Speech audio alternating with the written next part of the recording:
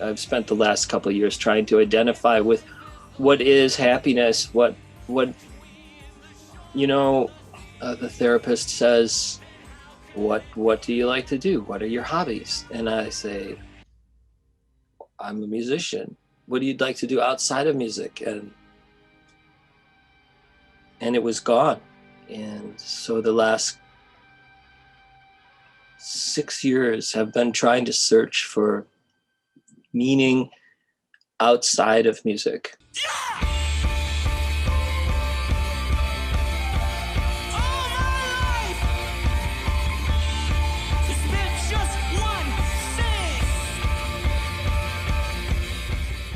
When I first met you, you had recently put out Double Silhouette, and that contains the song The Man with Music Instead of Blood. And I think it's very interesting to think about the transformations and the shifting of what role music plays in your life in relation to well-being, in relation to being a life force. You know, if you're the man, if you are or were the man with music instead of blood, when you wrote that song, you know, music keeps you alive instead of blood. There's lots of references to the heart and blood, and there's an exploration in this new album and in the book about what it means to be alive and what role music has to play in the broader picture. So could you reflect a little bit on the journey from the man with music instead of blood, from being the man with music instead of blood to being the man who has created Happiness and the Happiness playlist and is working on the next book? The Man with Music Instead of Blood starts out, I bought a ticket to hell on a Greyhound. There wasn't any seats and I had to stand. 24 hours and the engine blew, but we just kept rolling through the flatlands. It's the idea of object attachment. So if you have two race car drivers and they both have the same Ferrari, one of them you take the Ferrari away and the race car driver freaks out. The other one, you take the Ferrari away and the race car driver's like, hey, what's up? Yeah. First driver has the object attachment. Part of that driver's identity has been thwarted onto that sports car. And when the sports car was gone, when the material object was gone, part of his ego or her ego, their ego was decimated. What happens when you want to start writing songs is you realize in order for people to hear the songs, I have to start playing live. And then you realize from your manager that in order for you to get signed on a national level, this was in the early 2000s, you have to tour. So I went on about 15 years of touring and ending up about 6 months a year, 5 to 6 months a year. And in that time period, I feel that I did develop an object attachment to music. And when I was writing that song, I was just coming upon this idea that maybe the music is in front of me. Maybe the music is driving the bus.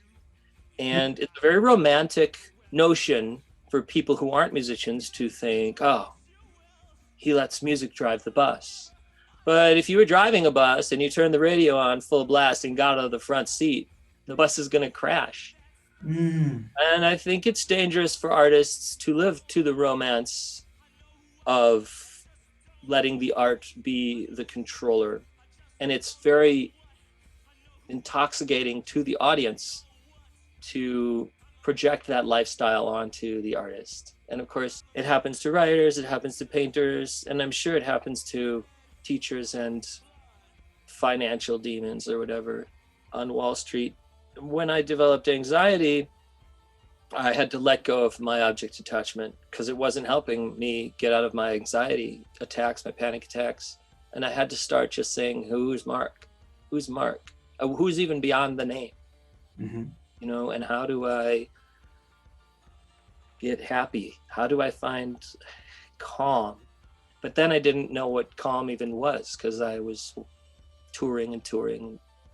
And so I had to stop touring because I was afraid of everything because I was having, you know, amygdala hijack. And And it really grew me. It grew me. Yeah. You know, I've been saying lately, you got to climb to higher ground, you know, and it's work. I don't think you just naturally heal. Like if I cut myself, my body heals. But with the psyche, it doesn't work that way. Mm.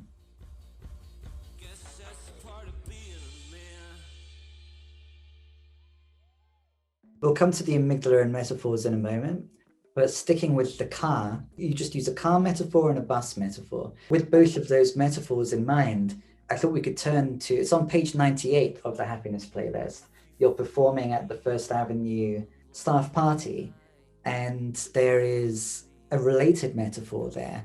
I'll read a couple of sentences from it, if that's okay. And Yeah. it would be good to zoom in on that moment as a snapshot right near the end of the Happiness playlist of you performing live and being in the flow, and how that might relate to the conversation that we're having.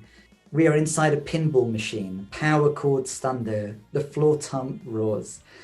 Some celestial computer program is spitting words out of my head. Love dies, love revives, love thrives, love waits, I sing. The speaking in tongues bypasses my frontal lobe. So there's a great specificity about different parts of the brain throughout the whole book, and becomes automatic. Love dies, love revives, love thrives, love waits.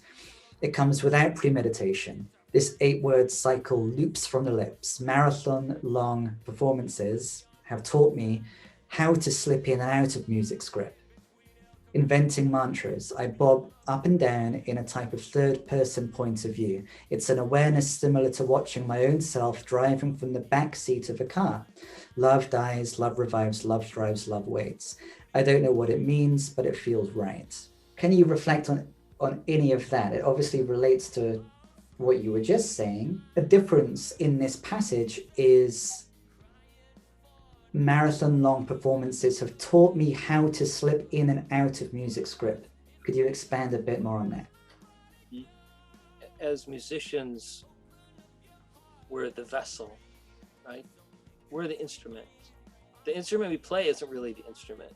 We're the instrument. And we can play the instrument from what we know, like in our brain consciously, or I think we can like pull from the ethereal world, I call it, right? So whenever like I'm gonna write a tune, then I think I listen and then I play it. When I do that, when I do a solo and I hear the solo and then I play and I listen and I play, like I'm pulling from somewhere else, it's always pretty solid. When I'm not, it just doesn't hit. There's something about reaching into what like Kandinsky calls the spiritual, reaching into there in like a silly environment, like a rock club, which is sacred to me and to a lot of people who go to rock clubs, but in a frivolous way, a type of church. And you pull from that other side. So like in improv, you do it all the time. And good improv, like when you're improvising jazz, comes from listening to everybody else around you and then listening to that internal voice. Some people call it the internal voice. I call it like the other side. I put a little more magic into it for me. And I listen. And then so on stage, sometimes I just speak. I just let go. And that night, I just kept saying that. And it's something that I wholeheartedly believe. Love. I just fascinated by the intangible nature of music, the intangible nature of love, the intangible nature of being alive. Yeah. How do we filter those into art that goes out and like makes people laugh or makes people jump or makes people dance? Not makes people, triggers them to dance. I don't know, reclaim the word trigger. Invites them to, facilitates dancing in some way. Yeah. Dancing is pretty amazing, isn't it?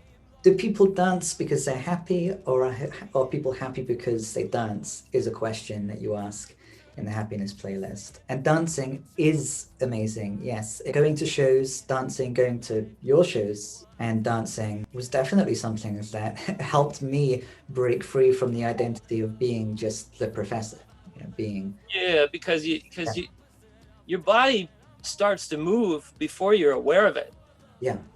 You know, when we're in the studio and we get a good track, it's good because everyone's going like this, and you don't even know you're doing it. It's autonomic.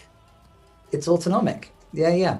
The autonomic nervous system is kicked into gear by music. In a setting of a live music club, it's nighttime, you're letting loose, you're frivolous, you're just exploding with joy because you're not at work or you're not at school. And so it's easier for your body to just release,